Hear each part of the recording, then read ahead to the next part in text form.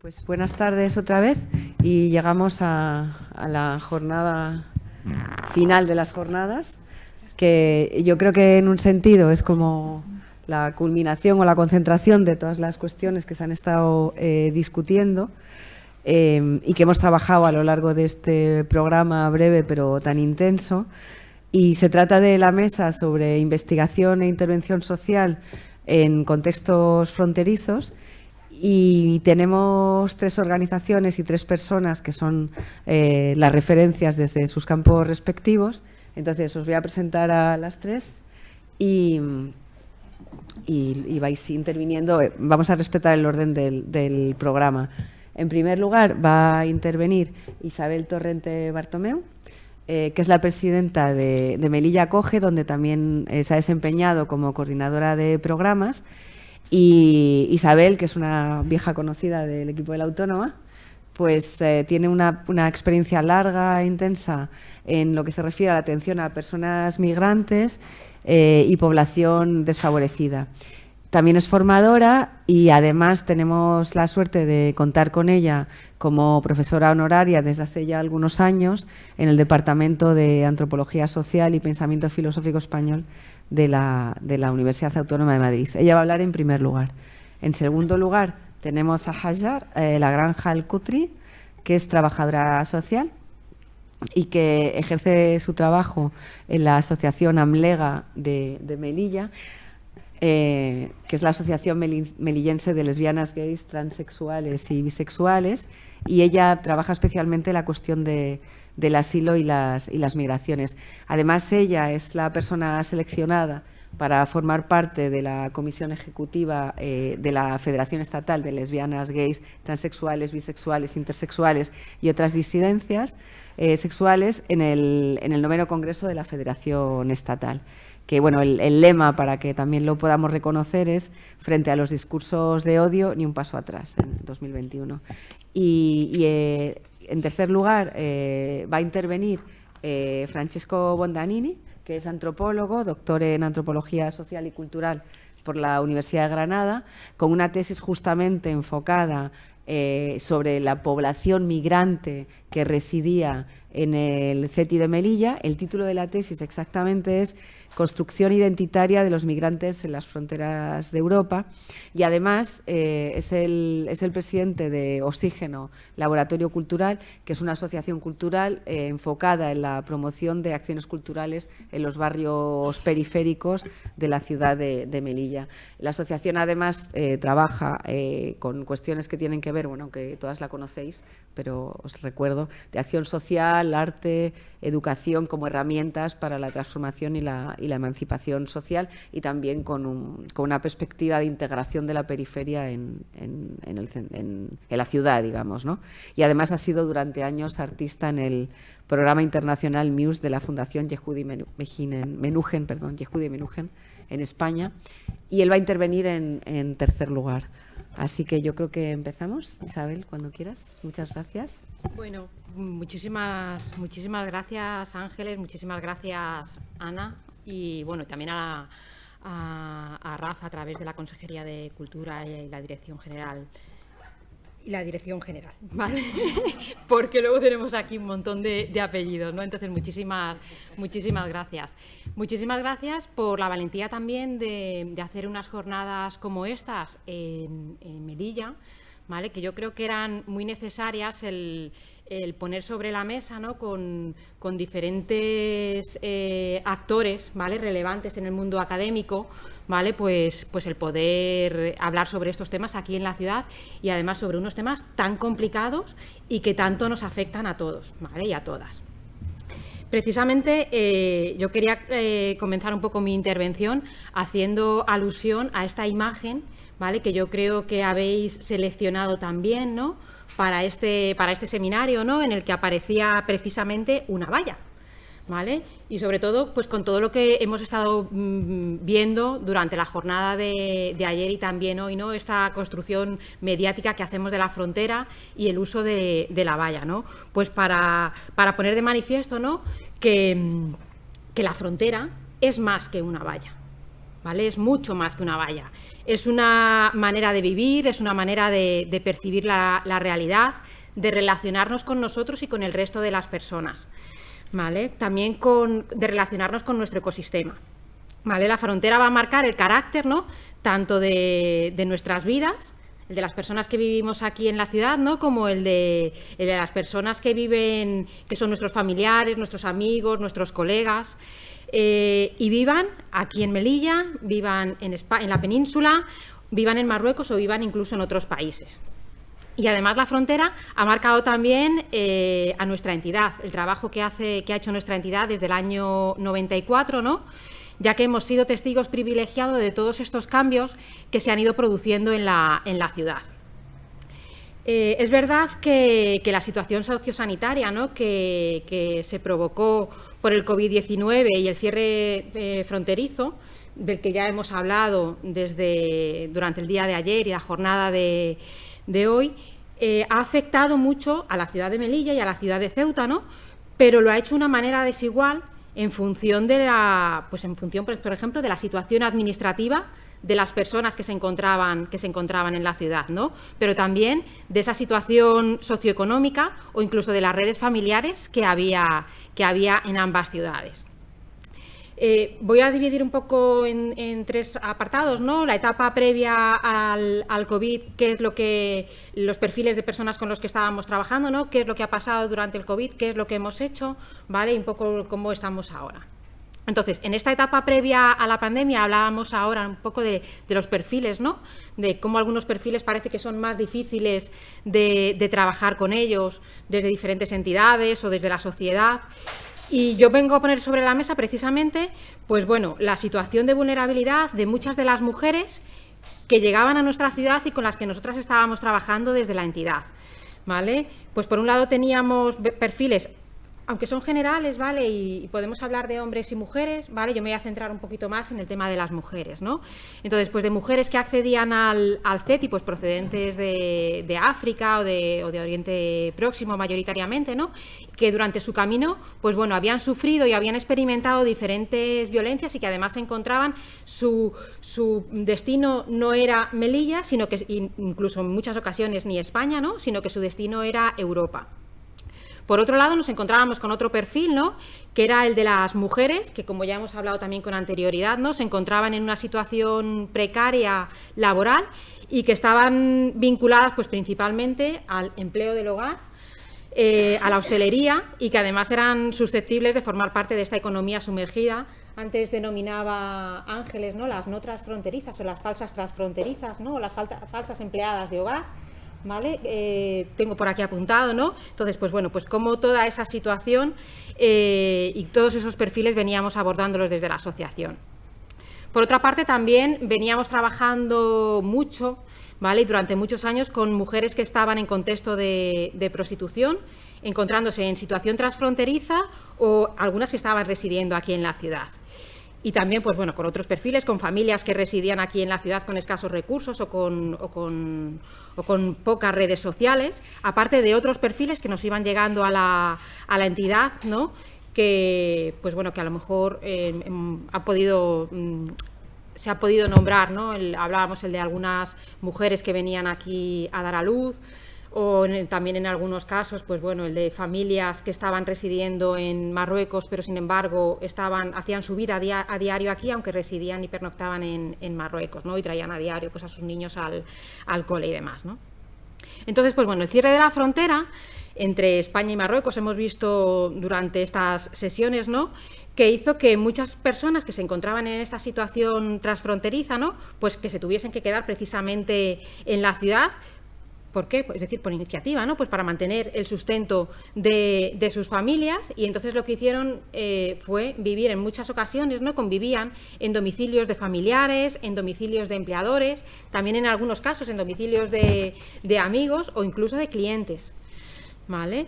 Y también nos encontramos con otras personas que no tenían ningún domicilio, que se encontraron en situación de calle y que lo que tuvieron que acceder fueron a los recursos temporales que se habían acondicionado desde la ciudad.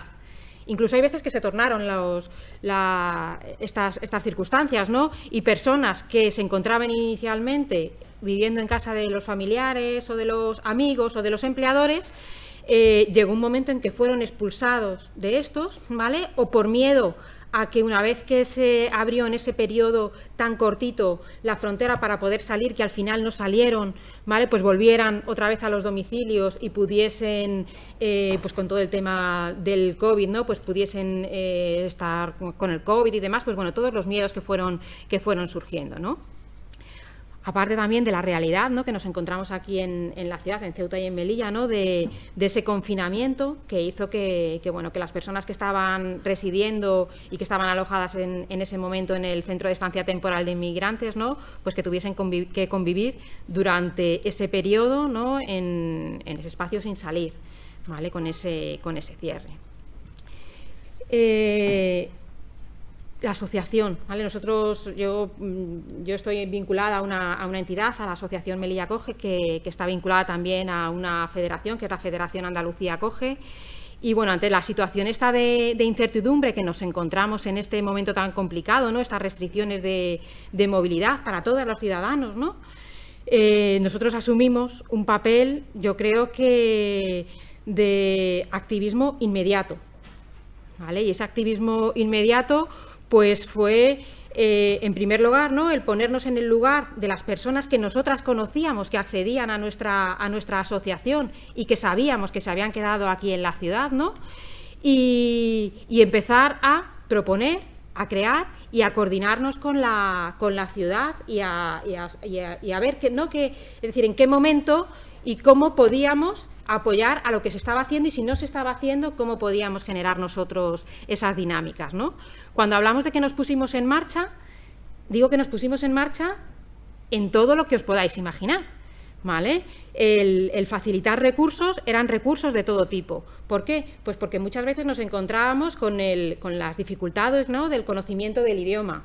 Es decir, hay muchas personas que están residiendo aquí en Melilla o que se quedaron en esta situación, que no residían, pero bueno, que en ese momento se quedaron aquí en la ciudad, ¿no?, y que la información, es decir, para todos yo creo que era una situación muy compleja, ¿no?, pues por la falta de información, por lo que supuso el COVID para todos, ¿no?, para todos y para todas nosotras, ¿no? Pero si a eso le sumamos las dificultades del idioma y el que no te llegue esa información de la misma manera, pues nosotras en un primer momento lo que hicimos fue empezar a traducir los documentos oficiales, ¿vale?, para que les llegase a todo el mundo la información. A mí había veces que me costaba interpretar lo que me estaban diciendo desde la delegación desde Sanidad y demás, y entonces nosotras pensábamos precisamente en estas personas a las que no les podía llegar esa información, y empezamos a hacer la traducción de todo tipo de documentos oficiales, y la traducción al árabe, al francés, tanto oral como escrita, y luego evidentemente nos dimos cuenta que también el tamasí,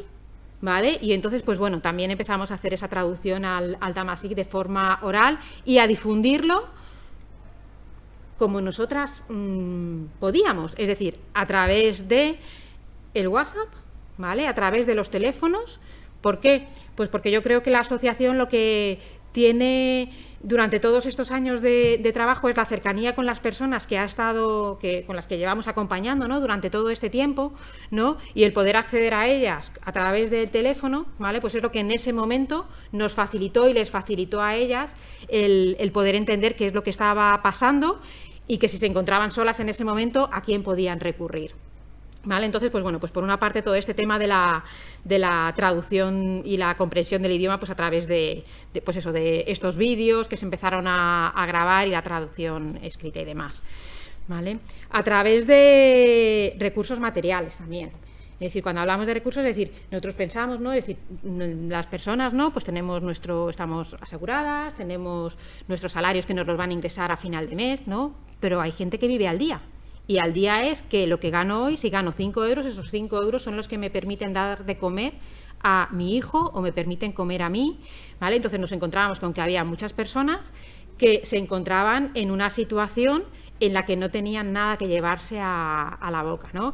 Entonces, pues bueno, empezamos a generar, bueno, y luego aparte la situación de no poder salir, de ese confinamiento, ¿no?, y de esas dificultades, ¿no?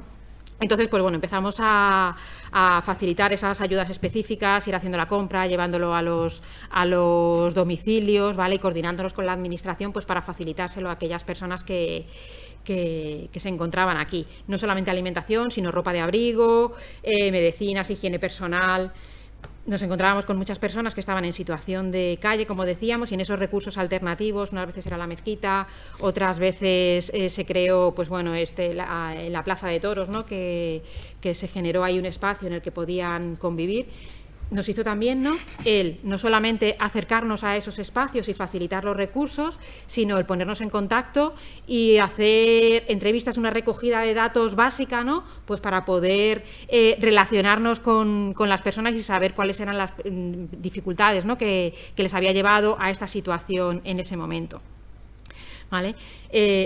Además, nos encontrábamos con una situación, ¿no? En el que todo ahora era telemático, entonces toda esa información, los niños estaban aquí en el colegio y bueno, entonces no pasa nada, ahora las clases se van a dar a través de internet, vamos a habilitar estas plataformas y demás. Claro, hay que habilitar unas plataformas, hay que tener unos recursos tecnológicos, ¿no? Para poder hacer esos seguimientos de las tareas de los niños, bueno, seguimiento no, es decir, para que les puedan llegar esas tareas a los niños, ¿no? Y a las familias. Entonces, pues bueno, desde la asociación nos encargamos también un poco de eso, de gestionar todos esos materiales, ¿no? Pues para que los niños pudiesen tener acceso. El envío de dinero, ¿vale? Antes hablábamos, es decir, de cómo muchas familias, ¿no? A nivel individual querían seguir aportando ese dinero, ¿no? a las familias, a las mujeres que se habían quedado en Marruecos, pero hay que pensar que muchas mujeres no tenían cuentas bancarias, ¿vale? Entonces no es te hago una transferencia.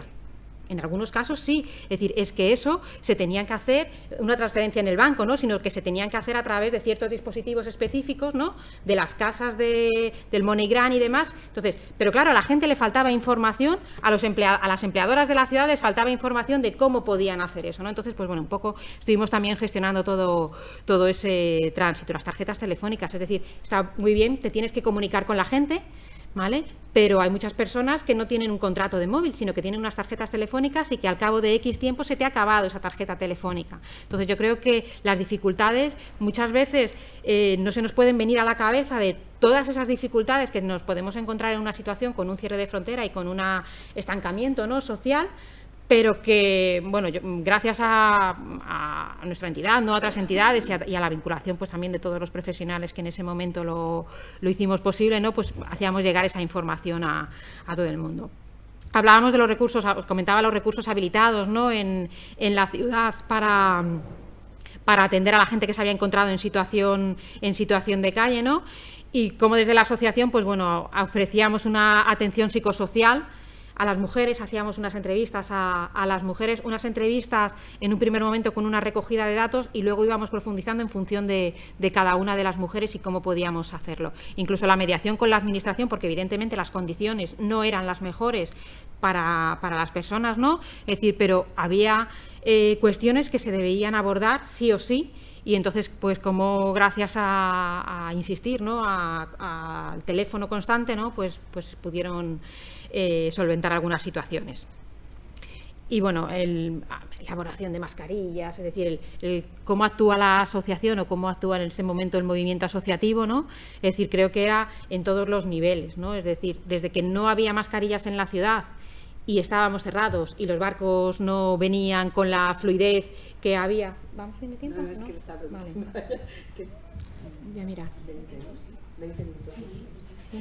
Vale, entonces, pues bueno, eso, desde la elaboración de mascarillas hasta el reparto de mascarillas en el CETI o el reparto de material en el Centro de Estancia Temporal de Inmigrantes, es decir, porque nosotros pensábamos en la gente que estaba en la asociación, las mujeres que estaban sobre todo ejerciendo la prostitución y que se habían quedado en la ciudad, ¿vale? La gente que se había quedado confinada en el CETI, que eran muchas personas, y nosotras siempre nos poníamos en el lugar de ellos pensando también en nuestro lugar, es decir, madre mía, en nuestras casas, ¿qué es lo que hacemos? ¿Qué es lo que hacen nuestros hijos? ¿Vale? ¿Qué es lo que pueden hacer pues todas estas personas que se encuentran en un espacio cerrado? Aparte, bueno, de acompañamientos al hospital, el seguimiento de los embarazos, ¿vale? Pues cuando no te encuentras con esa tarjeta sanitaria, cuando no puedes acudir al hospital, cuando no tienes una persona de referencia, ¿vale? Pues bueno, todas estas gestiones. Desde mediados de años, ¿no? Podríamos decir que esta situación sociosanitaria se ha normalizado, pero se ha normalizado de una manera un tanto extraña, ¿no? Que es lo que comentábamos de esta frontera que está abierta o semiabierta, ¿vale? Está abierta, pero tiene un tránsito diferente a lo que estábamos acostumbrados con anterioridad, ¿no? Y además, aunque se haya abierto, pues todavía observamos con preocupación, ¿no?, algunas de las situaciones que se daban y que se dan, ¿no? Pues por una parte el de los perfiles estos tan vulnerables, ¿no?, como son el de las mujeres que están en contexto de prostitución, ¿no?, o en una situación precaria laboral. Estas mujeres, en concreto las que están en contexto de prostitución, ahora están más escondidas que antes, ¿vale? Están ejerciendo en los domicilios, están ejerciendo bajo una llamada telefónica o con un contacto, ¿no?, que les pasan. Y eso hace que sea más difícil para las entidades y para las personas, ¿no?, acceder a ellas, y por eso además están expuestas a muchas más violencias, ¿no?, y a muchas más situaciones de explotación. Comentaba antes Maite, ¿no?, el que algunas de estas mujeres, no solamente las de mujeres en contexto de prostitución, sino las que se encontraban en situación transfronteriza vinculada al empleo del hogar, habían solicitado protección internacional y habían salido a la península, ¿no? Es decir, pues muchas de estas mujeres que se encontraban aquí han salido a la península. Pero a la vez, esta demanda sigue existiendo en la ciudad, y eso hace que tengan que venir algunas chicas de la península hacia Melilla, ¿vale? Antes, con anterioridad, siempre escuchábamos en nuestra ciudad que las mujeres que ejercían prostitución aquí, pues bueno, que lo estaban haciendo, y que además los clientes no eran de la ciudad, sino que eran clientes de Marruecos, pero claro, nosotras sabíamos evidentemente que no, ¿no? Es decir, la demanda no es solamente de la población que viene de Marruecos y que viene aquí a hacer uso del sexo y de los cuerpos de las personas, ¿no? Es decir, sino que las personas de aquí de Melilla, personas de todos los niveles sociales. Yo siempre digo, ¿no?, que teníamos a una compañera que el contacto con las chicas que estaban en este contexto de prostitución era tan cercano que decía mi compañera, es decir, si yo abriese la boca de cuántas chicas me han dicho, ese ha estado aquí, y este ha estado conmigo, y este ha estado con la otra, y este no me ha pagado, y este, ¿vale? Entonces que nos escandalizaríamos como sociedad. No, parece que no. Parece que había de todo, ¿no? Pero que evidentemente aquí en Melilla también se consume muchísimo, ¿vale? Y de todas las profesiones, evidentemente, ¿vale? De todas, ¿vale? De todos los cuerpos, de todos los cuerpos, ¿vale? Bueno, luego también nos encontramos en esta situación actual, ¿no? Es decir, pues bueno, con la mayor dificultad de acceso a la ciudad de Melilla, pues bueno, de la población migrante, es decir, de la población subsahariana, de las mujeres, ¿no?, que siempre han tenido muy difícil este acceso a la ciudad, y que además ahora, es decir, siempre han utilizado rutas más peligrosas, pero ahora evidentemente tienen que buscar otras alternativas, y las rutas son más peligrosas y más costosas también, ¿no? Pero también el de las mujeres, ¿vale? El de las mujeres marroquíes, que están jugando la vida, ¿no?, y que además están pagando un precio más elevado que el de los hombres para llegar a la ciudad, ¿vale?, a través de embarcaciones, ¿vale? A través de embarcaciones, quizás en las últimas semanas o meses esto sea menos habitual, pero que están llegando de forma constante, ¿vale? Bueno, también se ha hablado, pues bueno, de todas estas personas que coincidimos, ¿no?, que se han quedado bloqueadas aquí en la ciudad. Y además es que nos hemos sumado a este sistema híbrido de atención, ¿no?, que ya lo tenemos normalizado, en el que se hace una atención a las personas en las oficinas, en todas las oficinas, ¿no?, pero además tenemos que estamos vinculando la presencialidad, ¿no?, con la atención online, ¿vale? Todo se hace a través online, ¿no? Es decir, si quiero ir al Servicio Público de Empleo, si quiero pedir cita con el médico, es decir, pero nos olvidamos, ¿no?, que muchas mujeres, muchas familias tienen escasos recursos económicos, y que además muchas de ellas tampoco tienen las suficientes competencias, ¿no?, como pues para acceder y para desenvolverse con autonomía, ¿no?, con este entorno digital. Aparte de la situación de incertidumbre que ya hemos venido comentando ante esta apertura de la frontera, que no sabemos de qué modo se va a hacer, ¿no?, y estas falsas expectativas que continúa que se continúa teniendo, ¿no? Cosas que nosotras considerábamos desde la entidad, ¿no?, es decir, el seguir apoyando, ¿no?, estas redes de apoyo, entre iguales, ¿no? Que puedan generar esos espacios, ¿no? De compartir con otras mujeres de igual a igual en la horizontalidad, ¿no? Imprescindible la buena coordinación, ¿vale? Bueno, la coordinación, ¿vale? Es decir, la buena coordinación, además, ¿no? Pero una coordinación, ¿no? con todos los agentes, para optimizar los recursos, además, ¿no? Es que yo creo que es algo imprescindible y necesario en la ciudad, ¿no? En estas ciudades. Luego también incidir en algo muy importante, ¿no? Que es el cuidado, ¿vale? No solamente es decir, tenemos que partir del autocuidado para poder cuidar a los demás, ¿vale? Es decir, muchas mujeres están cuidando, decíamos que llegaban por la mañana a las 8 de la mañana o están aquí en una jornada hasta las 8 de la tarde, hasta las 9, hasta las 10, es decir, ellas no se cuidan. ¿Cómo vamos a querer que cuiden toda la gente que tiene empleadas en su hogar, ¿no? ¿Cómo vamos a querer que cuiden a estos niños, a estos mayores, si no estamos facilitando ese autocuidado? Y luego, por último, también el tema, dentro de los autocuidados, ¿no? Vincularlo también con los profesionales del ámbito social, ¿no? Es decir, que mayoritariamente son mujeres y que se han visto afectadas enormemente también por esta situación.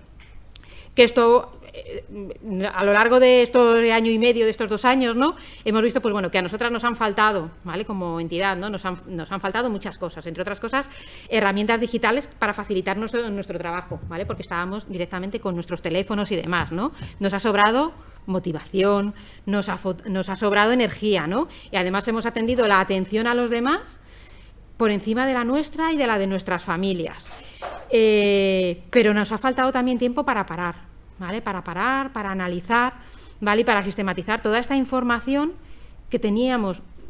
Con anterioridad teníamos mucha información que no habíamos sistematizado, ¿no? Es decir, pero ahora, en este tiempo tan complicado, hemos dicho, madre mía, es decir, no hemos podido generar conocimiento porque no nos ha dado tiempo, es decir, porque tenemos papeles, tenemos información, pero no nos ha dado tiempo a generar ese conocimiento y mejoras en nuestro trabajo, que es el trabajo hacia los demás. Y aquí me quedo, ¿vale?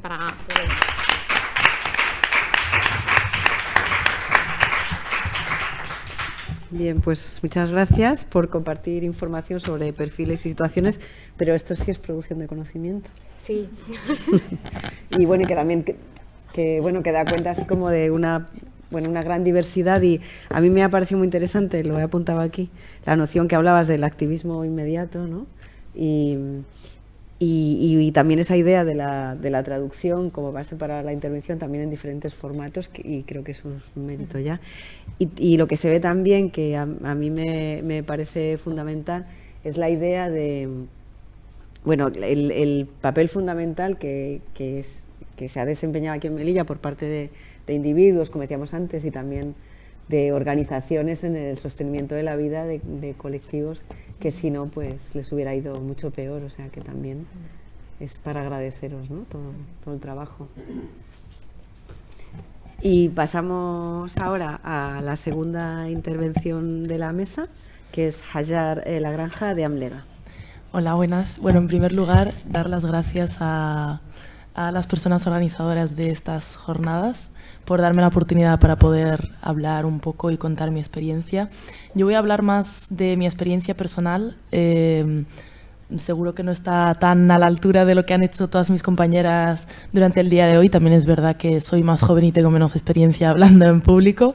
Entonces, bueno, voy a enfocarlo más a la experiencia, a mi experiencia académica y profesional. Académica porque mi trabajo final de grado fue un trabajo de investigación tanto cualitativo como cuantitativo sobre solicitantes de asilo magrebíes en Melilla por motivos de orientación sexual e identidad de género, y en la parte profesional porque desde Amlega trabajamos, aparte de hacer muchísimas más cosas, nos centramos específicamente en el colectivo migrante solicitante de asilo por motivos de orientación sexual e identidad de género.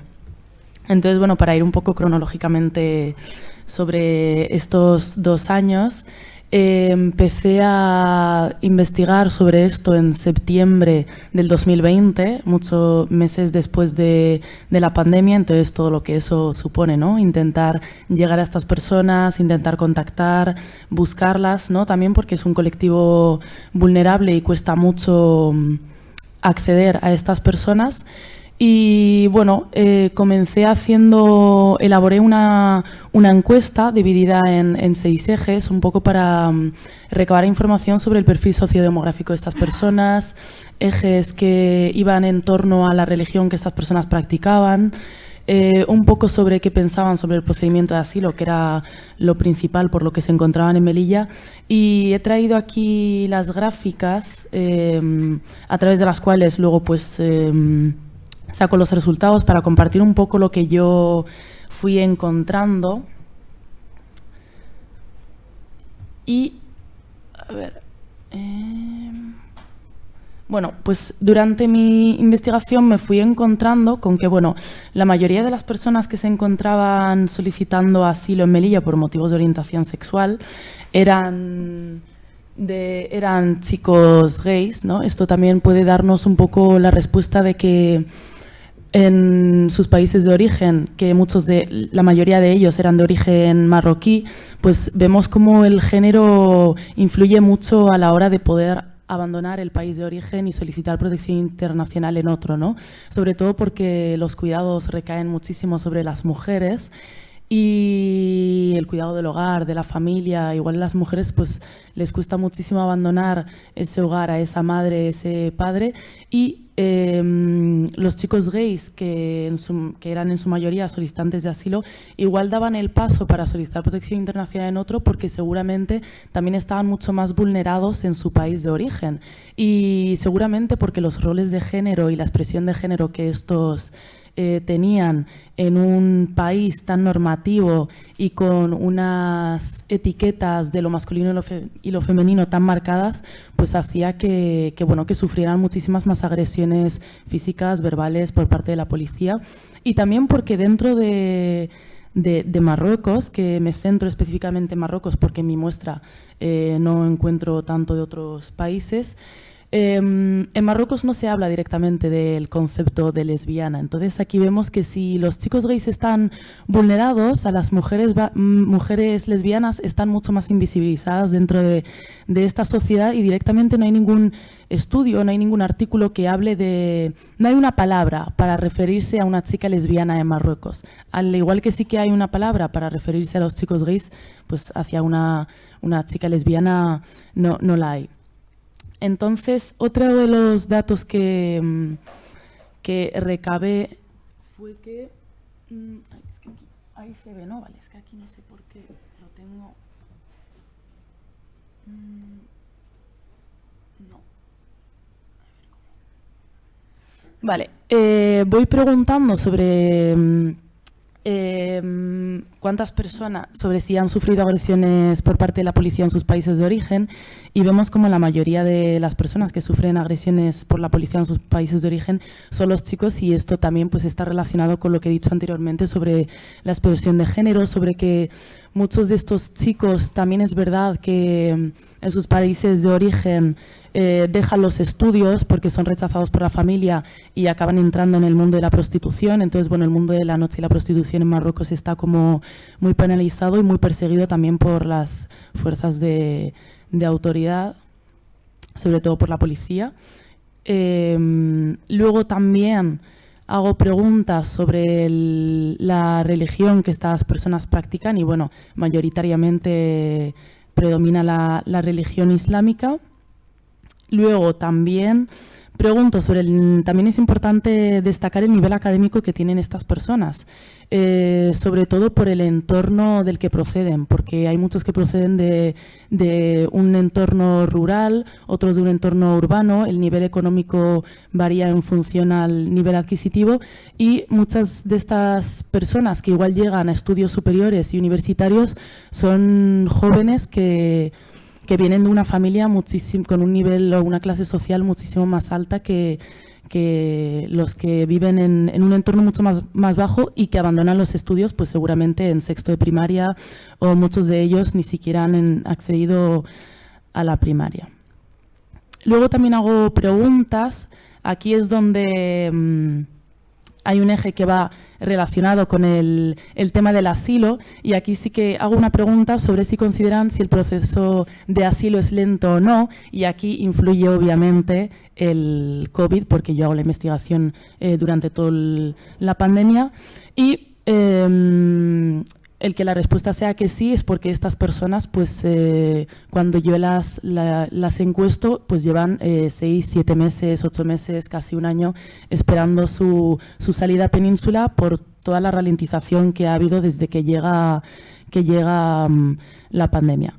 Entonces, bueno, después de elaborar todo ese trabajo de investigación, que yo hasta ese momento no era trabajadora de Amlega, entro a trabajar en Amlega con las personas que en un primer momento eran personas que yo encuesto, pues luego pasan a ser usuarias mías, ¿no? Entonces ahí ya teníamos como un vínculo mucho más estrecho porque entro a trabajar con ellas y en diciembre del 2020 se les ofrece una formación para que estas personas el día que vayan a Península puedan tener capacidad de independencia y autonomía a la hora de realizar diferentes trámites de la vida cotidiana, ¿no? Desde un empadronamiento a una tarjeta sanitaria, a cómo tener una cuenta de banco.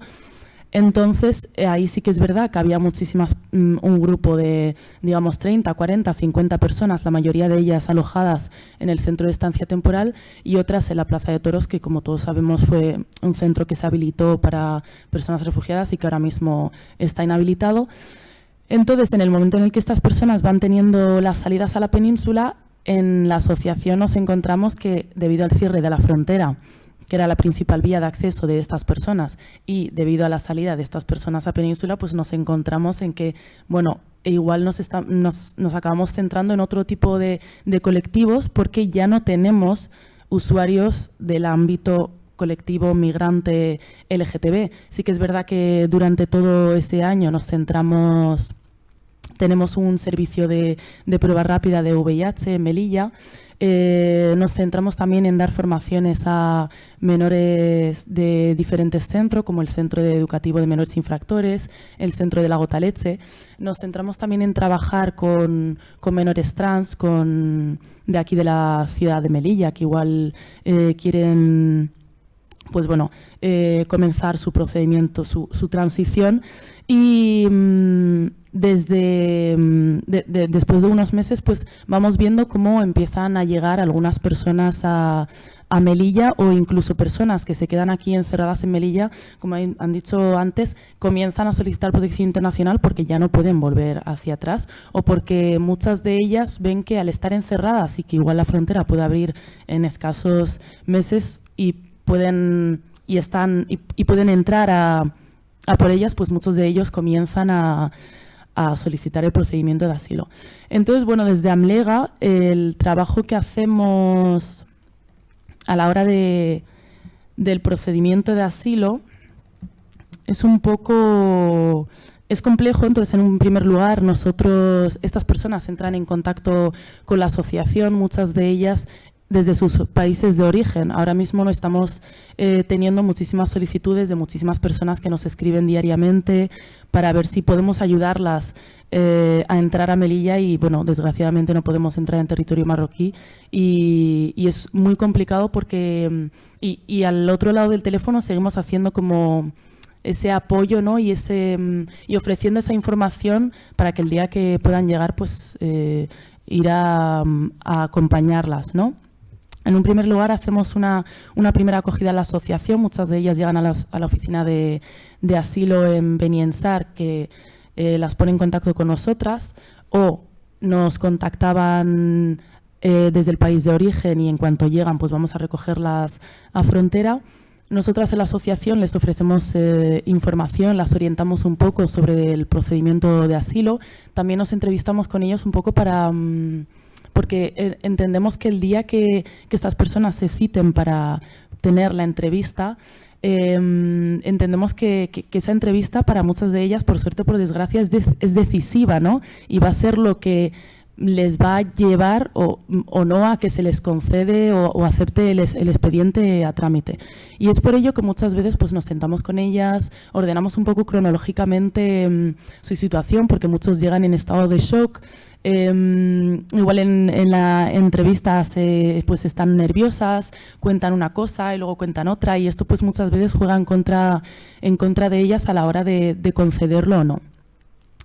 Entonces, el día que se formaliza la entrevista, pues bueno, van acompañadas de una persona abogada y de una persona traductora, que en el caso de los traductores muchas veces nos hemos encontrado con problemas, porque los traductores no actúan de manera profesional, hacen juicios de valor y entran en términos de religiosidad y de cultura y claro, no se dan cuenta de que esa persona está... pues bueno, se está jugando, está dejando en manos de una persona que está traduciendo toda su futuro, ¿no? Digámoslo así. Entonces, bueno, a raíz de ahí pues hemos hecho las denuncias oportunas. Después de que soliciten y que hagan y formalicen esa entrevista, pues antes estas personas esperaban en el CET y nosotros hacíamos un trabajo con ellas constante con diferentes formaciones y demás, pero ahora mismo todo este procedimiento y esta normativa ha cambiado, porque ahora mismo en el CETI ya no aceptan a personas marroquíes y esto es un problema porque durante la pandemia yo he tenido usuarios con los que he trabajado que literalmente estaban en situación de calle y que yo no sabía qué hacer con ellos, y creo que llega un punto en el que acaba siendo frustrante porque es como tener que estar luchando constantemente con el tema burocrático, con las administraciones y al final es como intentar hacer y aportar, pero te das cuenta de que hay como una estructura muchísimo más, bueno, que está por encima de nosotras y que muchas veces no llegamos a alcanzar. Entonces, ahora mismo estas personas a la hora de formalizar su entrevista pues pueden irse pasados un mes y un día, que para muchas de ellas es una alegría porque no tienen que esperar esos 6 meses, esos 7 meses, esos 8 meses que han estado en el CETI. Pero para otras muchas personas es una desgracia, o es un poco ir con una mano delante y otra detrás, porque ya no van con la Ciudad Autónoma de Melilla, ya no van tuteladas, digámoslo así, o amparadas por la Ciudad Autónoma de Melilla en diferentes organizaciones en Península que les ofrecen el sistema de acogida con 6 meses de ayuda económica hasta que toman autonomía e independencia. Y bueno, llegan a la Península y bueno, pues están en tierra de nadie y es como si fuéramos cualquiera de nosotros a un país diferente al nuestro, sin conocer el idioma, sin medios económicos y sin tener ninguna persona referente ahí. Y esto me ha pasado hace un par de meses con 2 usuarias que eran pareja. Cuando vieron que iba a abrir la frontera, tuvieron que solicitar asilo por motivos de orientación sexual porque tenían miedo de que entraran a sus familiares a buscarlas a Melilla. Y bueno, tenían más suerte, digámoslo así, porque bueno, ya estaban trabajando aquí en Melilla, pudieron ir con medios económicos, pero es que esos medios económicos llegó a un punto en el que se acaban. Entonces ya no saben qué hacer. Pues intentaron ir a diferentes organizaciones y vemos cómo aquí hay otro problema, porque el sistema de acogida solo te ofrece 6 meses de recurso de acogida si no has estado en territorio español durante más de 6 meses. Pero claro, ¿qué pasa con esas personas que han estado en territorio español, Melilla, pero van a la península? ¿Ya no entran al sistema de acogida porque han estado viviendo en Melilla? Entonces, bueno, esto pues obviamente supuso un problema en la vida de estas chicas y estuvimos semanas intentando de una organización a otra llamar y finalmente pues CEAR las acabó acogiendo, pero después de haber, vamos, liado la de Dios. Entonces, bueno, a ver que pierdo el hilo. Bueno, después de todo esto, también es verdad que hemos tenido muchas veces usuarios que se han sentido, que han estado en muchísima situación de vulnerabilidad. Además, el año pasado tuvimos un caso súper impactante a nivel nacional, porque uno de los usuarios sufrió una agresión física y verbal aquí en Melilla, y muchas veces estas personas sufren más vulnerabilidad en el país de acogida que en el país de origen. Y muchos de ellos me lo decían durante las entrevistas y durante las encuestas de, bueno, en mi país estoy acostumbrado a que me insulten y demás, pero es algo con lo que viven con normalidad, pero cuando van al país de acogida se encuentran con muchísima más homofobia, transfobia y muchísima más discriminación. Y aquí vemos cómo también es necesario la formación, sobre todo a profesionales que trabajan con estos colectivos, porque muchas veces no saben cómo tratar con estas personas y creo que es importante que puedan recibir formación y sobre todo también vemos cómo existe una clara interseccionalidad dentro del propio colectivo, ¿no? Yo siempre digo que no es lo mismo ser un chico gay español blanco que ser un chico gay marroquí. Y en el caso de las mujeres, pues le sumamos el factor de mujer y si es lesbiana, pues el factor de lesbiana y si es musulmana, pues el factor de musulmana. Entonces vemos cómo la discriminación se va multiplicando en diferentes perfiles y bueno, eso va aumentando y eso hace que esa persona pues que a esa persona le cueste muchísimo más incluirse socialmente, ¿no? O ser socialmente aceptada, sobre todo también en el entorno laboral. Y bueno, no sé qué más contar, que ahora mismo en la asociación también estamos recibiendo alguna que otra solicitud de procedimiento de asilo, pero en términos generales estamos como enfocándonos más a menores trans, a formaciones a menores que están en diferentes centros y también pues trabajando en el otro lado de la pantalla con personas que están en país de origen, que quieren venir y sobre todo con personas que ya están en península y con los que seguimos haciendo un seguimiento con las que quieren porque hay veces que se van y ya se olvidan de telefonear, pero bueno, esto significa que igual no necesitan esa ayuda y bueno, y bueno, hasta aquí un poco lo que quiero comentar.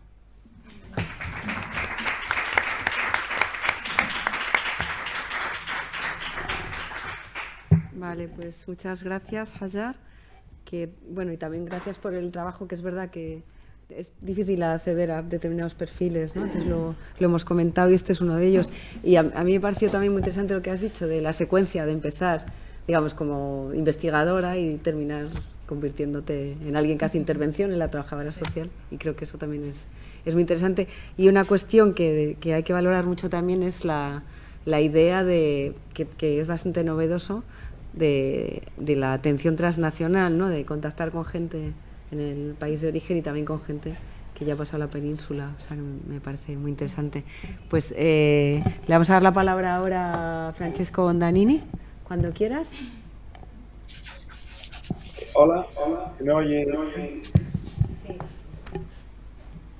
Bueno, buenas tardes. Mi nombre es Francesco Bondanini, soy el presidente de la asociación Oxígeno Laboratorio Cultural. Mi intervención fundamentalmente voy a hablar un poco de mi, mi trabajo en el ámbito de las migraciones hasta el 2014 más o menos, con mi tesis, trabajé el tema de las migraciones y luego desde 2013-2014 hasta ahora en el que me ocupo más de temas relacionados con las periferias de la ciudad y un poco el espacio público. Entonces, bueno, soy italiano y vivía en Granada antes de mudarme a Melilla y, digamos, en 2010, mientras estaba haciendo mi tesis doctoral en Granada, decidí escogí a Melilla para mi trabajo de campo, ¿no? Entonces, empecé a estudiar el fenómeno migratorio y relacionado con las fronteras y relacionado con el centro de estancia temporal. Eh, Entre 2010, como he dicho, y 2014 lo que hice fue fundamentalmente un trabajo de campo que se basaba en entrevistas y relatos de las personas migrantes que vivían en este espacio, ¿no? Y la tesis que se llama La construcción identitaria de las personas migrantes que residen en el set, y un poco intentaba un poco construir las historias de las personas que vivían ahí. Yo tuve la oportunidad y fue importante para mí porque tuve la posibilidad de ver, de estar y de un poco de pasear dentro del set durante mucho tiempo, ¿no? Y esto me dio la oportunidad de conocer a fondo la realidad del centro, ¿no? Donde hice mi trabajo.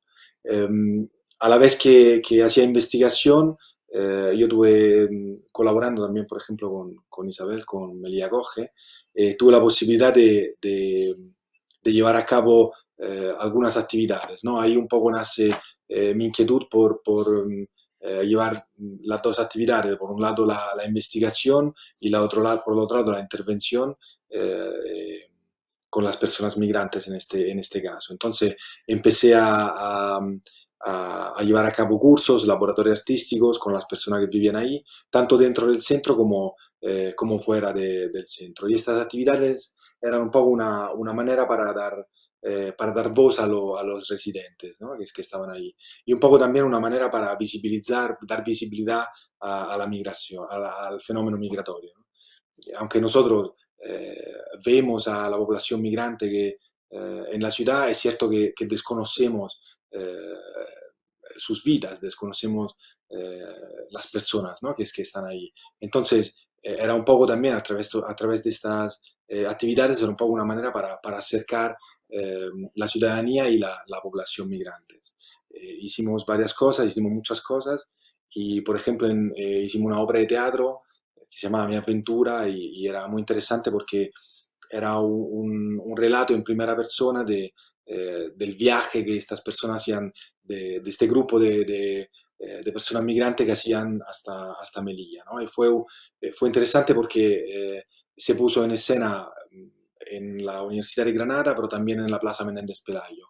Entonces era un poco una manera para relatar de cerca y a la población qué pasaba, ¿no? Y lo contaban ellos mismos. No había un filtro, no había una mediación, no había también a nivel mediático, ¿no? Entonces no eran los media o la prensa que nos contaba lo que estaba pasando, sino que eran ellos mismos, ellas mismas que lo contaban. Y así hicimos otros talleres, hicimos podcast, cortometrajes, bueno, una serie de actividades que un poco lo que querían era, por un lado, eso, dar voz a las personas migrantes para que ellos mismos y ellas mismas contasen su historia, ¿no?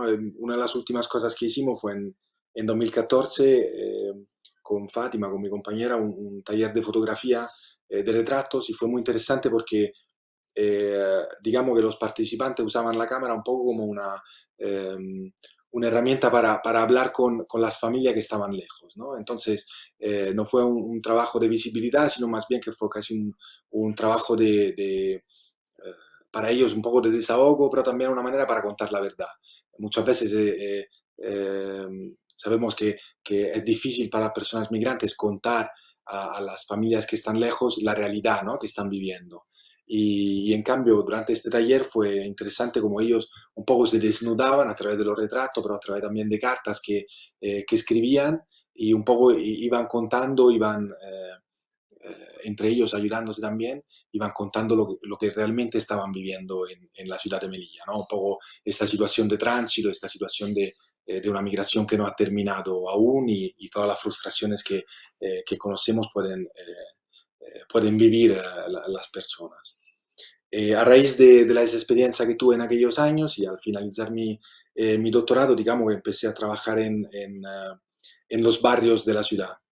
Eh, digamos, en verdad ya a partir de 2012 tuve una primera experiencia, y yo, bueno, soy antropólogo, y fue una experiencia, digamos, un verdadero descubrimiento, ¿no? Yo no conocía bien la ciudad, aunque vivía ahí, bueno, aunque estaba en Melilla, pero digamos que no conocía esta faceta de la periferia, ¿no? Esta realidad periférica de Melilla.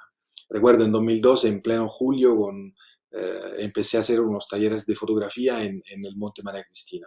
Entonces, fue muy interesante porque eran grupos de niños y niñas que yo tenía las cámaras, les enseñaba algunas técnicas para hacer fotos, y ellos me llevaban un poco a los sitios donde jugaban, me hacían descubrir el barrio, ¿no? Y las imágenes que hacían los chicos y las chicas enseñaban estas calles poco cuidadas, mal hechas del barrio, y a la vez enseñaban a sus amigos y a los vecinos y vecinas del barrio. Era un poco una manera fiel de describir el día a día en estas zonas de la ciudad, ¿no? Hace 10 años, y para mí eran un poco un mundo distante, ¿no? Un mundo casi antiguo y desconocido. De hecho, yo recuerdo apuntar en mis diarios ahí que los barrios me parecían un poco como una novela de Pasolini, ¿no? En que estos jóvenes protagonistas eran jóvenes, pero ya eran casi adultos, ¿no? Que iban por la ciudad solos y vivían en una ciudad que en verdad estaba lejos de la ciudad, ¿no? Era como otra ciudad. A raíz de aquella experiencia empezamos eh, a escribir proyectos un poco con el objetivo de hablar de la periferia, ¿no? Y un poco en un esfuerzo de integrar o de dar a conocer la realidad de una parte de la ciudad que no se conoce, ¿no? Yo eh, creo como que tanto un poco por las instituciones como también por la misma población de Melilla, hay zonas de la ciudad que son una especie de territorio comanche, no sé cómo explicarlo, ¿no? Territorio comanche è una frase también que se lee mucho en algunos barrios, ¿no? Hay un chico que escribe siempre esto de comanche, y un poco zonas donde no hay que estar, ¿no? Un poco lugares que están ahí, pero que no hay que frecuentar. Yo tengo muchísimas anécdotas de gente que no conocía zonas donde trabajábamos, ¿no? Hay una ciudad tan pequeña de 12 kilómetros cuadrados, es difícil casi de entender que haya zonas que queden fuera de la ciudad. Eh, entonces, partiendo un poco de estas premisas, empezamos a trabajar con Oxígeno.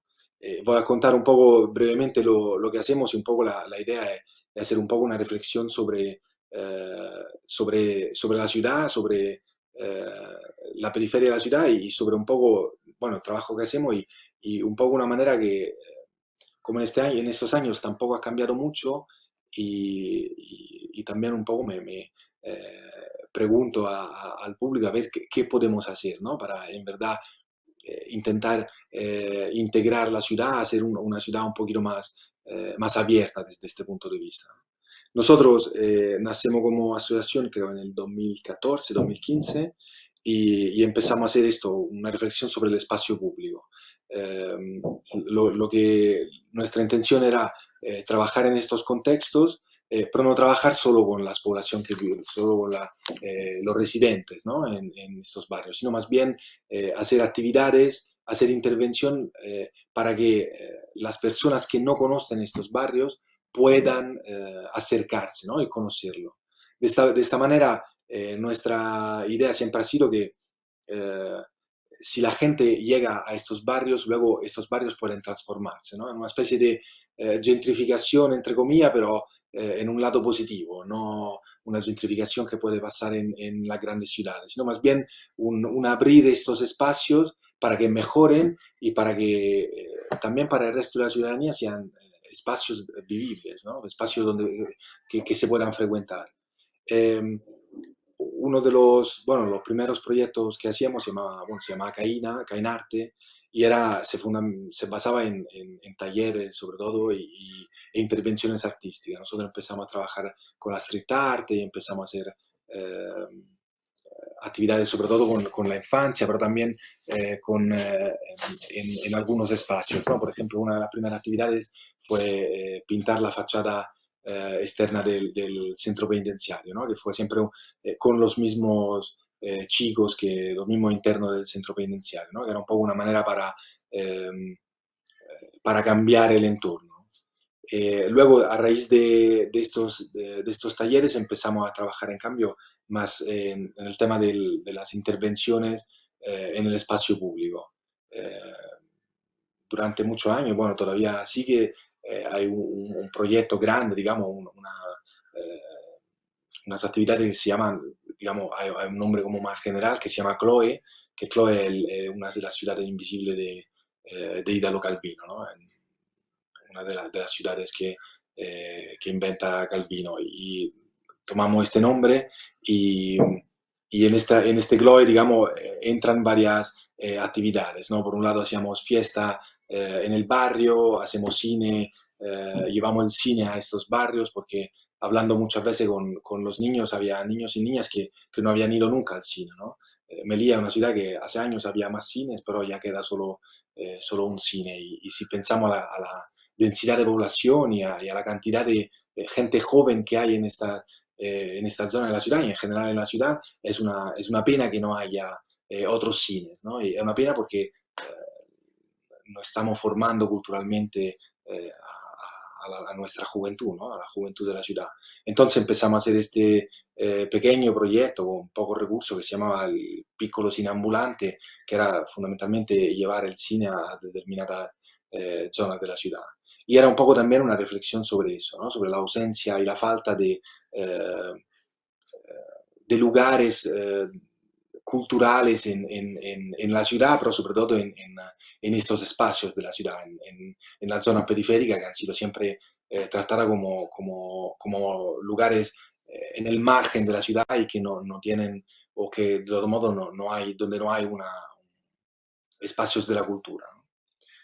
Otra de las actividades que hemos hecho durante años, que seguimos haciendo, se llama Explora, que es una actividad donde lo que pretendemos es que la gente que no vive en estos espacios, entonces, digamos, gente que vive en el centro de la ciudad o que vive en otras zonas, pueda conocer a través de visitas guiadas esta ciudad, estas partes de la ciudad. Y es muy interesante porque a pesar de que llevamos haciendo esta actividad probablemente 5 años, todavía hay mucha gente que viene y que dice, ah, mira, nunca había estado por aquí, ¿no? Y es, claro, nos lo dicen y bien, pero que nos hace reflexionar mucho sobre la construcción también de la imagen que se ha construido, que tenemos de esta parte de la ciudad, ¿no? Y que hay que ir rompiendo, ¿no? De alguna forma. Y que nosotros fundamentalmente intentamos, pero entendemos que no tenemos los recursos necesarios para hacer, ¿no? Es un discurso que nuestras actividades son un poco un estímulo para que luego a nivel institucional o a nivel también de ciudadanía se haga una reflexión más grande sobre la necesidad de trabajar a nivel de cultura, de educación, en toda la zona de la ciudad, ¿no? Hacer que la cultura sea algo para todos y para todas y no solo para determinado tipo de población, ¿no? Al día de hoy yo creo que nos ha hecho muchísimo para cambiar, ¿no? Y entonces un poco esta era nuestra reflexión. Luego, otro de los proyectos, un proyecto que hemos empezado este año y que le tenemos mucho cariño, es un proyecto pequeño, pero pensamos que es muy importante, es una biblioteca que se llama Biblioteca Jazmín, que una pequeña sala de estudio que se encuentra entre las palmeras y la cañada, y para nosotros es muy importante porque consideramos que siempre partiendo de la misma reflexión sobre la ausencia de lugares de la cultura en, en estos espacios, notamos con el tiempo bueno, en Melilla hay solo una biblioteca, ¿no? Entonces, los chicos, chicas, los jóvenes que quieran estudiar tienen que ir desde su casa hasta el centro, hasta la Plaza de España para ir a la biblioteca. En cambio, no hay pequeñas bibliotecas en los barrios, ¿no? Donde estas personas puedan estudiar unas horas. Conocemos todo la realidad de Melilla, donde hay familias con 5, 6 hijos, hijas, y entonces y espacios, casas pequeñas, donde es muy difícil, ¿no? Concentrarse y leer y estudiar. Entonces, a través de Jazmín lo que pretendemos es eso, ¿no? Crear un espacio donde los jóvenes puedan estudiar, ¿no? Y a la vez que no sea solo una sala de estudio, sino más bien un lugar de agregación, un lugar donde poder encontrarse, donde poder crear juntos, ¿no? Es un proyecto todavía en desarrollo, pero nuestra idea es que sea un espacio, es un espacio cultural, ¿no? Lo que hay en muchas ciudades de España, ¿no? Los centros juveniles, la Casa de la Juventud que hay en otras ciudades, y lo que pretendemos es eso, ¿no? Un poco crear un lugar donde los jóvenes puedan estar y puedan estudiar, pero a la vez puedan a lo mejor grabar algunas canciones, puedan tener un taller de poesía, puedan ver una película, un lugar cultural pero fuera del centro de la ciudad, ¿no? Y este es un poco el último proyecto que hemos desarrollado, y un poco también partiendo de lo que hemos estado haciendo en estos años, una llegada, ¿no? Un punto de llegada hacia donde queríamos ir y donde creo que hemos llegado, ¿no? Necesitamos obviamente muchísimo más recursos, necesitamos muchísima más implicación por parte de las instituciones, un poco para que se entienda la necesidad de invertir en la ciudad, en la gente, ¿no? Pero sobre todo en los jóvenes, ¿no? Y un poco ya voy terminando, un poco mi reflexión es esta, ¿no? Hace falta entender que la nuestra es una ciudad particular, con muchísimas peculiaridades, con grupos colectivos donde la convivencia no es siempre al 100% fácil, y sobre todo donde conviven religiones distintas que tienen algún tipo de peso, ¿no? También en el día a día, y somos conscientes de eso. Entonces yo creo que las instituciones, el Estado, tiene que intervenir para poder trabajar con los jóvenes, para poder darle los justos medios para poder hacer, ¿no? Para poder desarrollarse como personas. Y ya voy terminando. Esta es un poco mi experiencia en Píldora, muy rápidamente. No sé si ha sido muy rápido y se me ha escuchado muy bien, pero un poco mi experiencia como persona extranjera que llega a una ciudad donde para un antropólogo es una ciudad muy fascinante, porque pasan muchas cosas, ¿no? A pesar de ser una ciudad muy pequeña, es un contexto fronterizo entre dos mundos distintos, donde conviven personas de diferentes culturas, que pero aunque haya unas distancias, digamos, de fachada o de base, en cambio hay también mucho mestizaje, ¿no? Nosotros siempre hemos trabajado sobre este tema del mestizaje como una parte también importante de la ciudad de Melilla, que no se valora, ¿no? El hecho de, es verdad que hay diferentes culturas, hay diferentes grupos, colectivos, como queramos llamarlos, pero es verdad también que hay un mestizaje de fondo, una hibridación de fondo que hace que se puedan generar cosas muy interesantes, ¿no? Que pero no se están valorando, no se está trabajando mucho sobre ello. Muchas gracias.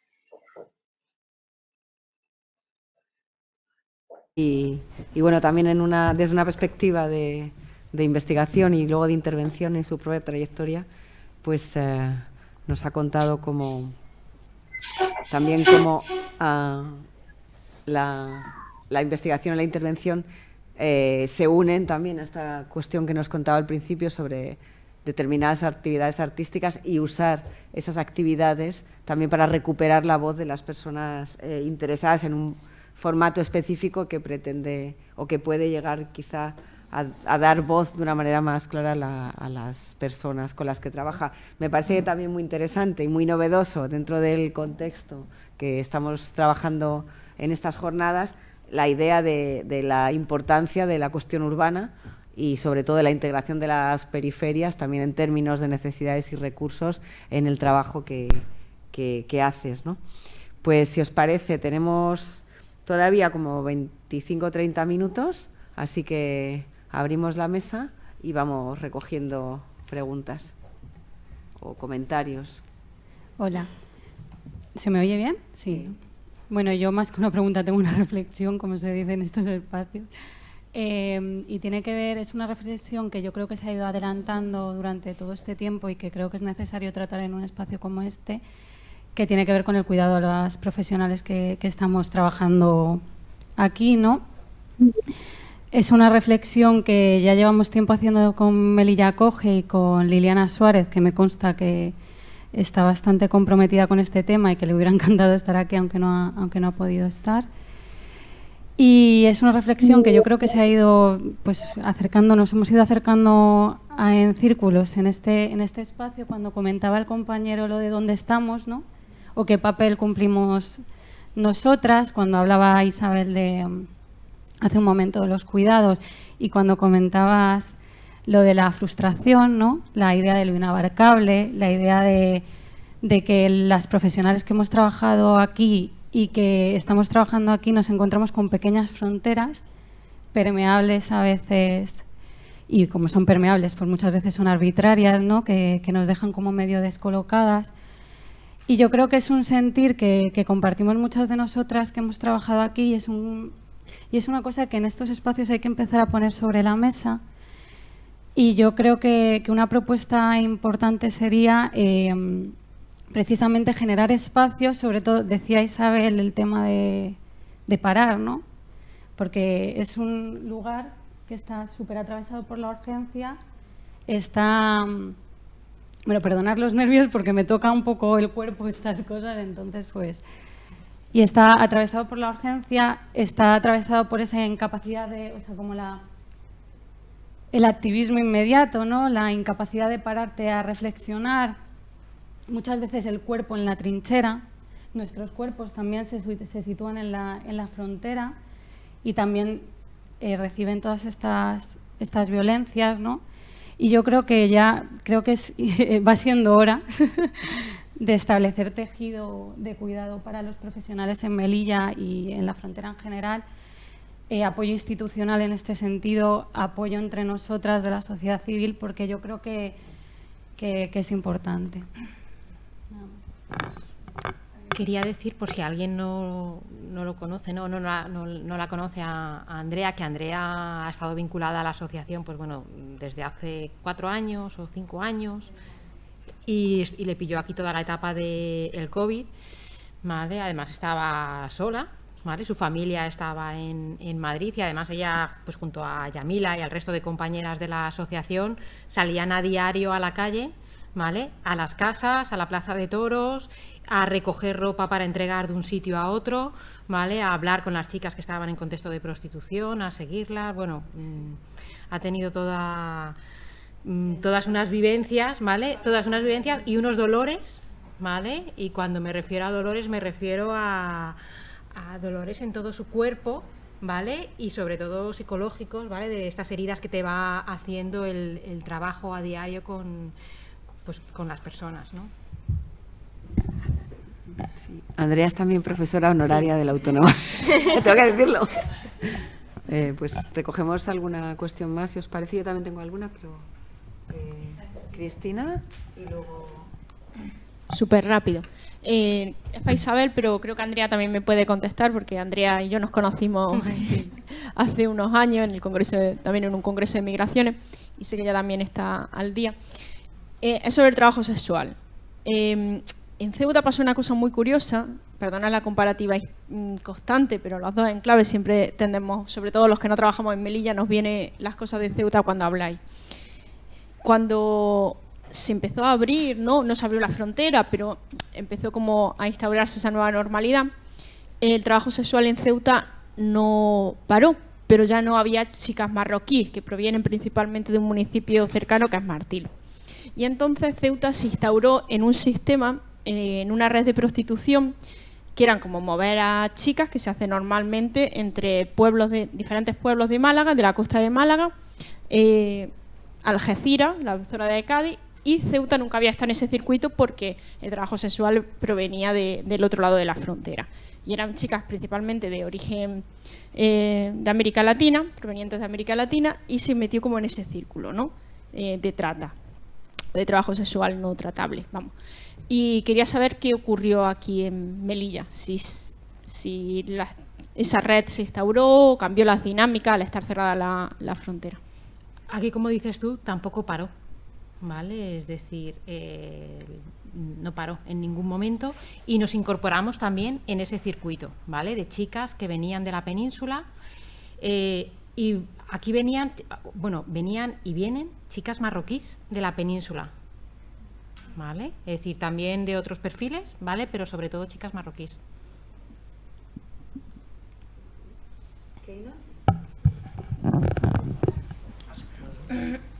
Gracias.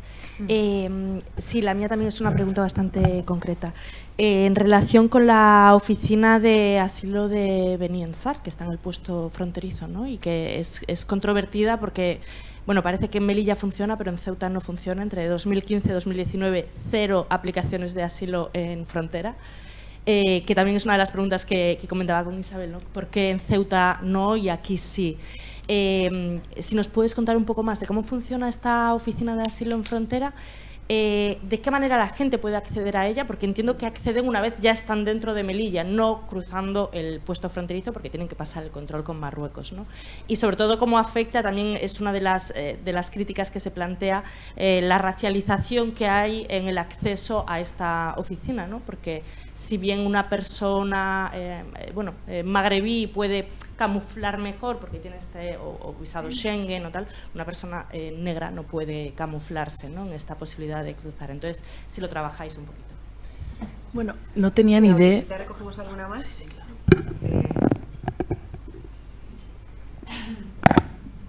Muchas gracias a las tres, a los tres, a Francesco y Isabel y Hajar.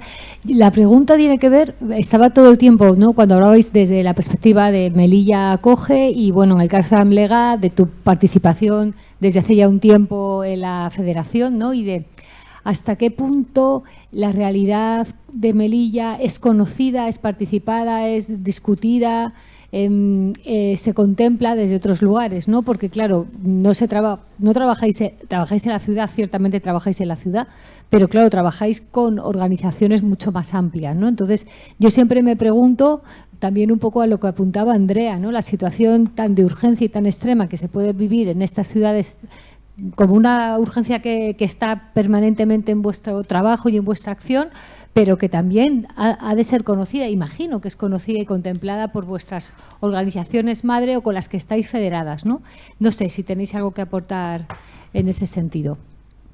Sí, yo quiero también hacer una pregunta a las tres, bueno, y a las cuatro, por sumar a Andrea también, porque con más intensidad a lo mejor Isabel y Francesco y luego Andrea, pero quizá también es el caso para Hajar, que hablabais, bueno, de la necesidad como de que el trabajo sea reconocido y también como de la escasez de recursos. Habéis mencionado a las instituciones de alguna otra manera. Mi pregunta es, ¿cómo veis el papel del Estado en todo esto? Del Estado en sus múltiples formas, pues yo qué sé, desde la delegación de gobierno hasta la ciudad autónoma, y si estáis hablando solo de recursos económicos o de otro tipo de facilidades, y cuáles son estas. Gracias. Como yo madre, podéis contestar ahora, si os parece, y luego hacemos otra ronda. Bueno, voy a contestar. ¿Cómo te llamabas? Keina. No tenía ni idea de que en Ceuta no se podía, bueno, no es que no se pudiera, es que no hay registradas solicitudes por orientación sexual e identidad de género o por... Vale. Wow. Claro. Claro, sí, pues no tenía ni idea. Lo que pasa con las personas que entran a solicitar protección internacional antes del cierre de la frontera es que creo que muchas de ellas no saben que realmente con el simple hecho de llegar a la policía española y tener la voluntad de solicitar protección internacional tienen derecho a dejarlos pasar. Pero claro, el problema está que antes hay hay un paso fronterizo marroquí que es el que ellos tienen que pasar y por eso también muchos de ellos que no son de Nador, pues igual se tienen que hacer documentación falsa de que viven en Nador o en esa región para que puedan entrar y demás. Y bueno, la verdad que con la oficina de asilo siempre hemos tenido mucha comunicación, porque tenemos también contactos con los que trabajamos ahí y la verdad que nunca hemos tenido ningún problema. Pues alguna vez... no con las personas que trabajan ahí, sino pues la policía que está fuera, pues igual comentarios o igual no dejan pasar a alguien, pero claro, al tener ya contacto con una persona clave que trabaja en asilo, sí que es verdad que muchas veces pues nos contactan cuando les llegan personas que quieren solicitar asilo por este motivo, directamente vamos ahí. Muchas de ellas no iban ahí, sino que nos contactaban de antes, llegaban a la frontera, íbamos a recogerlas y ya después las acompañábamos, porque también es verdad que cuando van amparadas por la asociación, ¿no? Igual se las toma como más en serio y es un poco... ¿no? Pero claro, es como que ya tienen una figura de referencia, ya van con una asociación, también es verdad que igual ahí les dan más veracidad, que esto es un poco, ¿no? Ridículo que se les tenga que dar veracidad por el mero hecho de que vayan con una asociación y ya pues sea seguro que son o no son y bueno, un poco eso, no sé si he contestado a tu pregunta. Y, con Madrid, vale, con el tema de... Con el tema de cómo puedes tú, en qué medida AMLEGA, como asociación local con esta agenda transnacional tan compleja, recibe apoyo o traslada las particularidades de un territorio como este para que se hayan tenido en cuenta en otros contextos. Porque claro, Melilla es una frontera particular, como lo es Ceuta, para los demandantes de protección internacional por razón de discriminación, persecución sexual, de identidad de género, pero no solo, ya sabes que es Barajas, el lugar por antonomasia, ¿no? Entonces no sé si trasladáis, si esto es un tema en la agenda de una federación tan compleja como es la FLGBT. Pues es que claro, las personas que igual llegan a Barajas son personas que tienen niveles económicos altos, que han solicitado una visa. Entonces, claro, la mayoría de ellas siempre pasan por Melilla. Sí que es verdad que desde la federación hay mucha coordinación con ACNUR y con CEAR, sobre todo con ACNUR, porque hay informes que se han hecho y demás. Pero yo creo que el trabajo más duro está aquí en Melilla. Yo siempre digo que es como que todas las personas que trabajamos con estos colectivos y estas personas nos comemos aquí el marrón y luego ya damos el trabajo muy hecho, ¿no? En su mayoría a la península. Creo que aquí es donde está como todo el inicio. Entonces luego ya lo que queda también es verdad que es mucho más sencillo, digámoslo así. Que era, porque lo has mencionado, ¿qué relación tenéis con las asociaciones LGTBIQ marroquíes?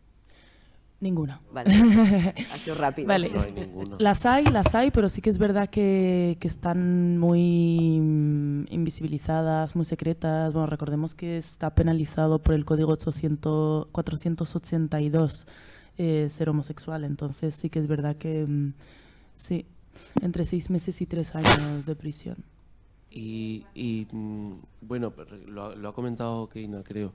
Pero entonces, por como has dicho que el proceso de solicitud de asilo, solo la gente que tenga papeles de Nador puede solicitar asilo en Melilla.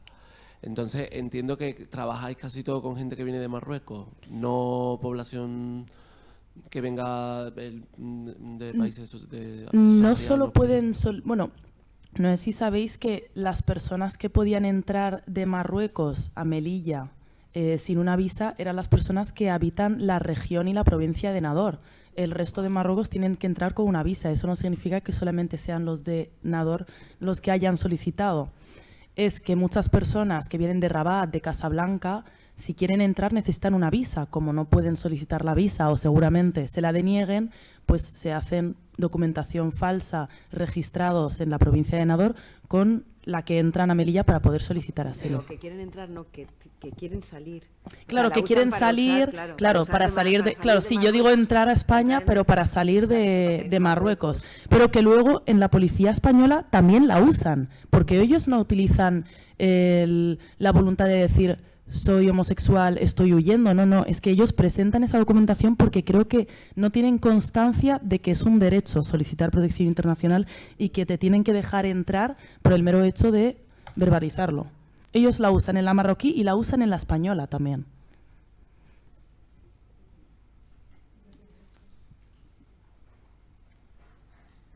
Solamente hacerte una aclaración, Ajar, porque ellos cuando pasan, no pasan con documentación falsa. Ellos llegan a Nador y se hacen un nuevo pasaporte con... Disculpadme, eso. Un nuevo pasaporte que, claro, que ahí viene su domicilio en Nador. Y al tener un domicilio en Nador con un pasaporte con la S, ya pueden pasar, pero la documentación no es falsa. No, sí. Sí.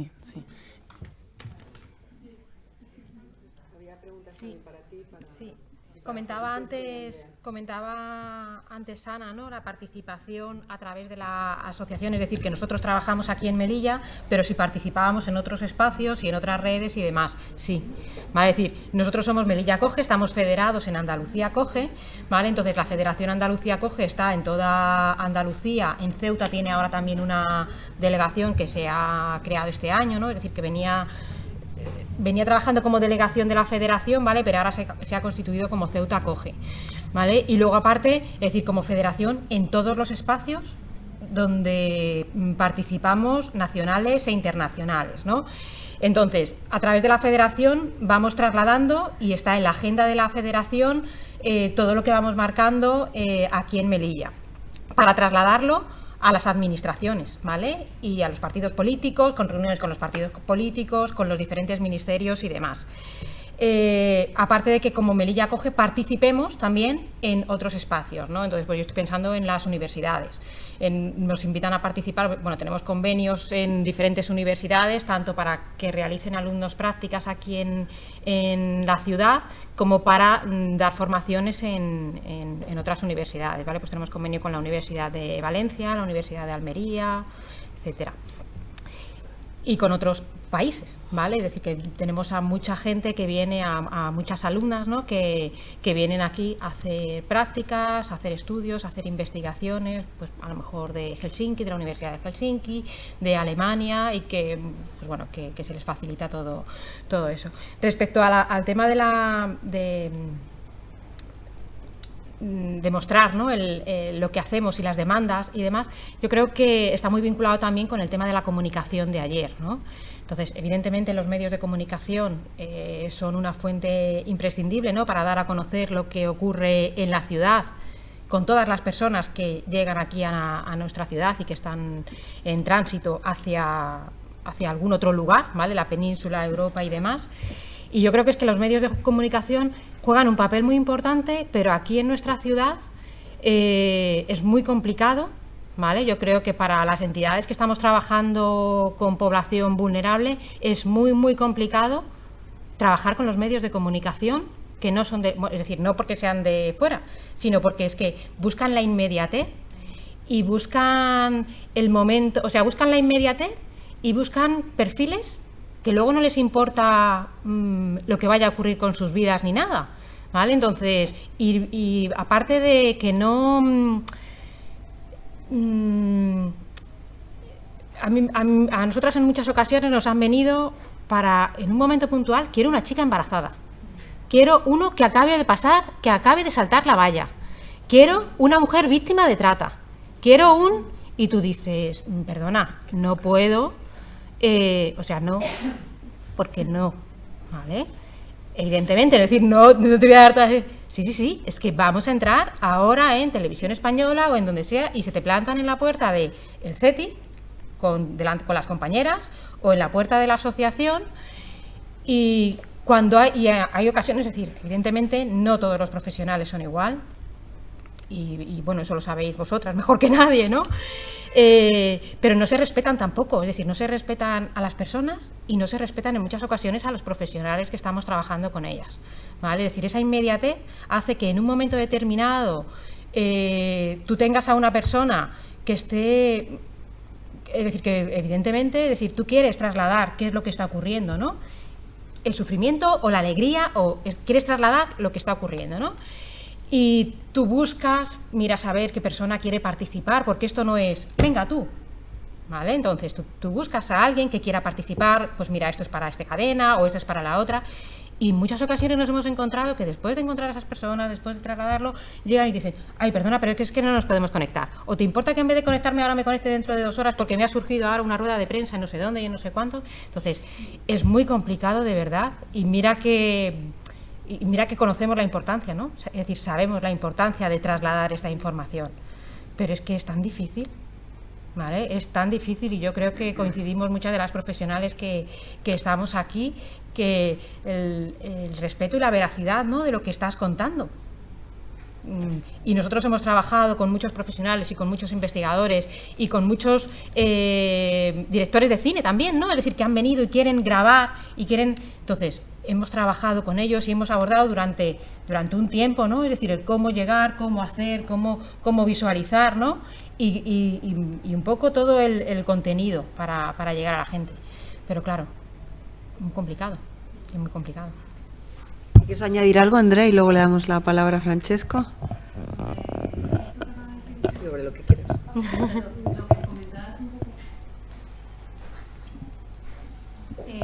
Un poco sobre la pregunta que habías hecho de qué estábamos pidiendo, ¿no? Bueno, yo ahora lo hago un poco a título personal, pero me daba, o sea, reflexionaba sobre ello y yo creo que no se trata de recursos económicos, sino de espacios. Sí. O sea, yo creo que se trata de generar espacios, primero de reconocimiento, que yo creo que es importante porque no se habla de esto, ¿no? Siempre es como una mirada sobre las personas que vienen, ¿no? Además un poco viciada, como dice Isa, y habría que ver las éticas que hay detrás de esas prácticas, ¿no?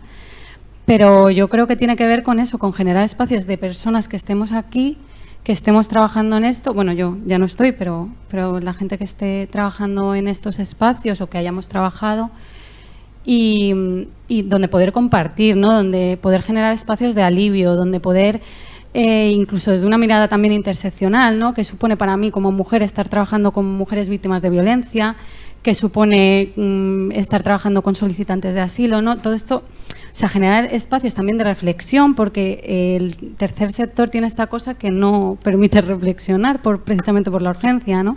Pues yo creo que empezar a generar este tipo de espacios de redes, de tejidos, yo creo que es fundamental, especialmente en la frontera. Y además es que yo creo que, es decir, que como entidades, ¿no?, muchas veces no lo hemos analizado ni como entidades individuales, ¿vale? Es decir, yo recuerdo la primera vez, a lo mejor hace 7 años, que nos tuvimos que ir fuera de Melilla para reflexionar, bueno, 7 o más, ¿no?, para reflexionar sobre qué es lo que es decir, qué es lo que sentíamos, ¿vale? Y fue un fin de semana de un acongojamiento, ¿vale? Es decir, de cuánto sufrimiento llevábamos interno cada una de las profesionales y que no habíamos verbalizado entre nosotras mismas, ¿vale? Entonces yo veo ahora a Maite, veo a Lola, ¿no?, veo a Hayar, veo a Yamila, ¿vale? Y digo, madre mía, es decir, cuántas situaciones específicas llevan cada una de ellas en sus espaldas, ¿no?, en su mochila, y que muchas veces compartes a lo mejor, pues madre mía, yo creo que todos los que estamos aquí presentes, ¿no?, la sensación que tenemos cada vez que escuchamos un helicóptero en la ciudad, que se nos encoge a todas el alma, ¿vale?, solamente de oír el helicóptero, porque sabemos qué es lo que puede estar pasando o qué es lo que va a pasar con esas personas. Entonces, pues bueno, todo eso, el poder compartirlo, yo creo que... Muy bien. Pues Francesco, cuando quieras comentar lo que te parezca. Sí, yo quería una cosa, lo que ha dicho Isabel sobre el tema de los medios de comunicación. Yo creo que sería importante que, porque es difícil para las ONGs tener ¿sabe?, enfrentarse a esta situación, ¿no? Lo que dice Isabel, viene un medio de comunicación y quiere esta cosa, o quiere otro, quiere una persona, y en verdad el trabajo de las ONGs no es este, ¿no? Pero es cierto también que es muy importante que las ONGs y el tercer sector, las entidades que trabajan en la ciudad, puedan tener un discurso claro sobre determinados temas, ¿no? Y sobre todo porque muchas veces si no la prensa, los medios, sobre todo cuando vienen desde fuera y no conocen la realidad, enseñan una realidad estereotipada, etc. Entonces, para evitar estas situaciones yo creo que habría que juntar fuerzas, unirse y crear como una especie de código, una especie de...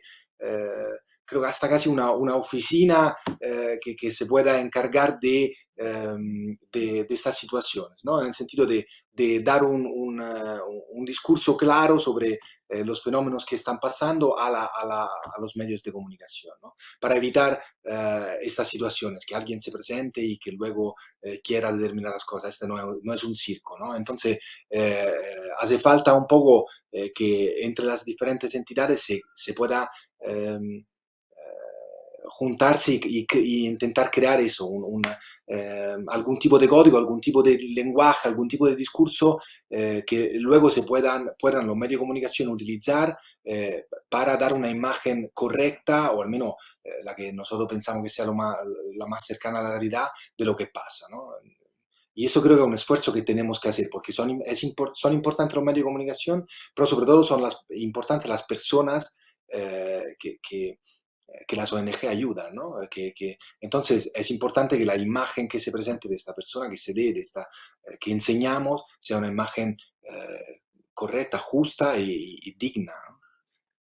Por otro lado, sobre el tema de los recursos que preguntabais, yo creo al nivel, por ejemplo, yo hablo de mi ámbito, ¿no? Que es a lo mejor más centrado en el tema de la cultura y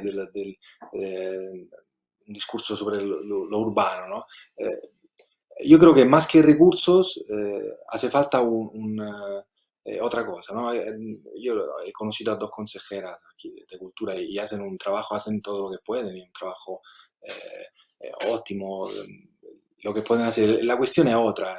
La cuestión es que creo que hace falta sentarse y crear un plan para la ciudad. En el sentido, involucrar a diferentes personas y decir, ok, hace falta hacer esto de aquí a los próximos 10 años. Y no, en cambio, improvisar o repetir determinadas acciones, etc. ¿No? En cambio, eso, más que recursos, porque sabemos que en Melilla hay a nivel de recursos económicos más a lo mejor que en otras ciudades, pero es cierto que hace falta un plan a medio plazo, ¿no? Y yo eso invito a las instituciones, no a que nos den más dinero a nosotros, sino más bien que se cree un plan macro donde poder trabajar, ¿no? Partiendo de este discurso, de este discurso que sabemos qué queremos hacer de la ciudad, por ejemplo, qué queremos hacer de las periferias, cómo podemos invertir el dinero, ¿no? Crear bibliotecas, por ejemplo, crear centros culturales, crear cine, crear espacios donde los jóvenes pueden estar. Y partiendo de ahí, trabajar. Esto es lo que quiero yo, este es mi sueño, ¿no? Que lo que pueden hacer las instituciones para la ciudad. Hola Francesco, mira, te comento, crearon un plan integral hace poco, pero claro, la pregunta es ¿para quién y para qué? ¿No? Porque sí que es verdad que yo estuve en la creación de ese plan integral, va enfocado sobre todo porque se apuesta por la población juvenil, pero claro, luego hay muchísimos colectivos mucho más vulnerables que no sé hasta qué punto igual se va a ofrecer recursos para ello o... ¿no? Porque siempre quedan personas más invisibilizadas que otras. Y que esos planes sean participativos. Claro, es decir, porque si lo creamos determinadas personas para trabajar con determinadas personas, pero el resto de la población no se lo cree, no va a funcionar de igual manera, ¿vale? Entonces es verdad que se están haciendo cosas muy participativas, pero no participa toda la gente de la misma manera. Muy bien, pues gracias a las 3 por la mesa y también al público por las intervenciones. Cerramos aquí la mesa y la organización dirá algunas palabras ahora. Muy bien, muchas gracias.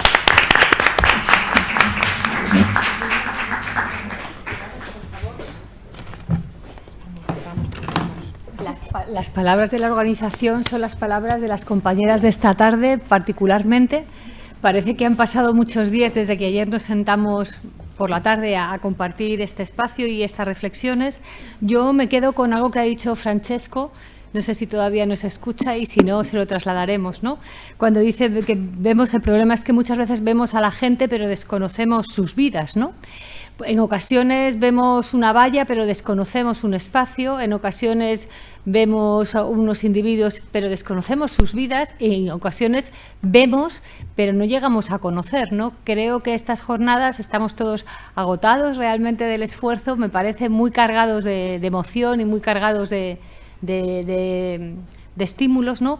Pero creo que es eso lo que estamos empezando a conseguir. Yo por lo menos creo que hemos conseguido, ¿no?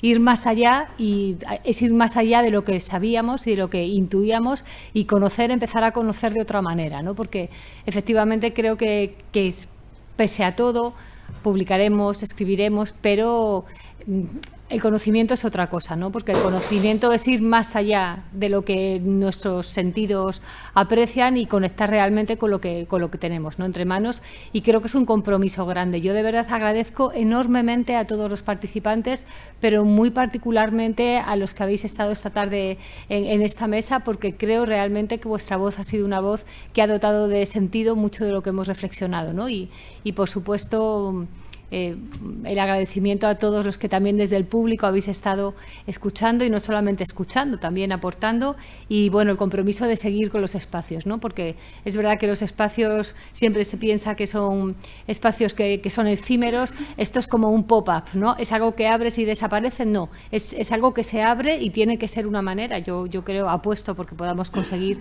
un espacio más sereno y un espacio donde esa urgencia que nos atraviesa a todos no nos impida seguir en el tajo y seguir en la tarea que tenemos. De verdad, me siento muy, muy afortunada por haber podido compartir este día y medio con todos vosotros y con todas vosotras, y espero muy sinceramente que podamos volver a repetir.